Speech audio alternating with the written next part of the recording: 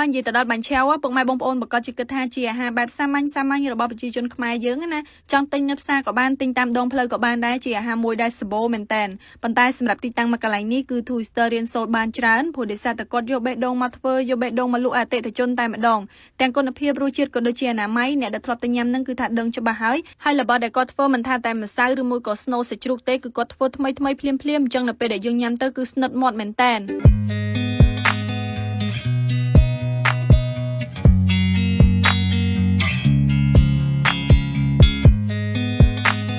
ថ្ងៃនេះ Twister នាំអារម្មណ៍ពុកម៉ែបងប្អូនមកស្គាល់ទីតាំងបាញ់ឆាវឆ្ងាញ់មួយកន្លែងដែលគេមានឈ្មោះថាពិភពបាញ់ឆាវ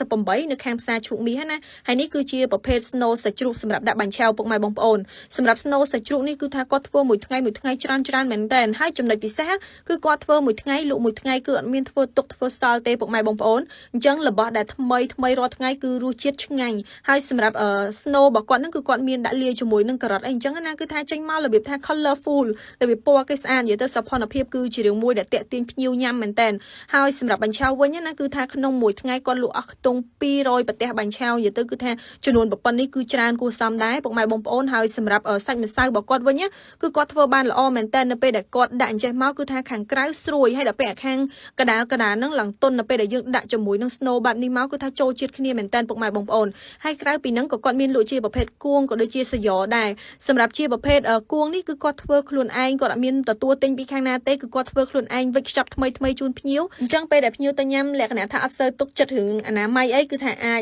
ចូលមើលគាត់វិចខ្ចប់បាននិយាយទៅគឺថាកន្លែងគាត់ស្អាតមិនថាតែជាប្រភេទបាញ់ឆាវមិនថាគួងមិនថាសយ៉ទេហើយបើថាបន្លែគាត់វិញគឺ perfect តែម្ដងហើយសម្រាប់ទឹកជ្រលក់វិញគឺគាត់ធ្វើខ្លួនឯងពុកម៉ែបងប្អូនរសជាតិមួយយ៉ាងរបៀបថាមានទាំងជាតិផ្អែមជាតិប្រៃហើយនៅពេលដែលយើងដាក់ជាមួយនឹងសណ្តែកដីក៏ដូចជាម្ទេសហិលបែបនេះមកគឺឆ្ងាញ់មែនតើដោយ Twister និយាយនៅខាងដើមអញ្ចឹង Twister ទៅដល់ទីនេះគឺរៀនសូត្របានច្រើនមែនតើទី1ហ្នឹងគឺគុណភាពក៏ដូចជាអនាម័យពុកម៉ែបងប្អូនធម្មតាបើសិនជាយើងអ្នកលក់យើងយកចិត្តភ្ញៀវដាក់ចិត្តខ្លួនឯងរបៀបយើងធ្វើឲ្យមានគុណភាពមានអនាម័យមានទាំងរសជាតិមកគឺថាភ្ញៀវណាដែលគាត់មិនទៅញ៉ាំនៅកន្លែងយើងហើយដោយបន្លែអញ្ចឹងគឺថាគាត់លាងចេញមកស្អាតភ្លឹងឆ្វងតែម្ដងដោយសាឡាត់អញ្ចឹងពុកម៉ែបងប្អូនពេលដែល Twister ទៅដល់ហ្នឹងគឺថាឃើញគាត់លាងឡើងស្អាតអត់មានថានៅកលៀតហ្នឹងមានដីមានអីទេនិយាយទៅគឺថាគាត់ធ្វើចេញមកគឺគុណភាពមិន Twister ចេះទៅអួតទេប៉ុន្តែពុកម៉ែបងប្អូនអាចទៅសាកញ៉ាំនៅកន្លែងគាត់បានហើយសម្រាប់រសជាតិបាញ់ឆាវវិញពុកម៉ែបងប្អូនយើងមិនចាំបាច់ជ្រលក់ជាមួយនឹងទឹកជ្រលក់ហ្នឹងក៏ឆ្ងាញ់ដែរព្រោះសំបីតសបកបាញ់ឆាវនៅខាងក្រៅហ្នឹងក៏គេមានជាតិដែរពុកម៉ែបងប្អូនគឺគាត់លាយគ្រឿងលាយអីនៅខាងក្នុងហ្នឹងតែម្ដង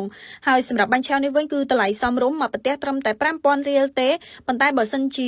រូបរាងទំហំគេប៉ុណ្ណេះពុកម៉ែបងប្អូនអាចលក់ 7-8000 ក៏បានដែរប៉ុន្តែកន្លែងគាត់គឺគាត់ផ្ដល់ជូនតម្លៃសមរម្យមួយសម្រាប់ភ្ញៀវគាត់ចង់ឲ្យមានទាំងភ្ញៀវដែលជាអ្នកធ្វើការក៏ដូចជាសិស្សសាលាទៅញ៉ាំនៅកន្លែងគាត់អញ្ចឹងណាហើយបើសិនជាយើងចង់ទៅញ៉ាំជាលក្ខណៈគ្រួសារក៏បានដែរនិយាយទៅ Twister នៅពេលដែលញ៉ាំជាប្រភេទបាញ់ឆាវគួងបែបនេះហើយគឺមានអារម្មណ៍ថានឹកឃើញការនៅក្មេងៗរបៀបថាយើងធ្វើញ៉ាំជុំគ្នានៅក្នុងគ្រួសារអីអញ្ចឹងពុកម៉ែបងប្អូនប៉ុន្តែដល់ពេលឥឡូវនេះយើងរវល់ធ្វើការងារអញ្ចឹងតើអត់សូវមានពេលទៅញ៉ាំនៅផ្ទះទេមានតែញ៉ាំនៅខាងក្រៅអញ្ចឹងសម្រាប់ទីតាំងដែល Twister ទៅហ្នឹងគឺនៅខាងផ្សារឈូកមាសពុកម៉ែបងប្អូនហើយបើថាភ្ញៀវរបស់គាត់វិញគឺថាចូលពេញតែម្ដង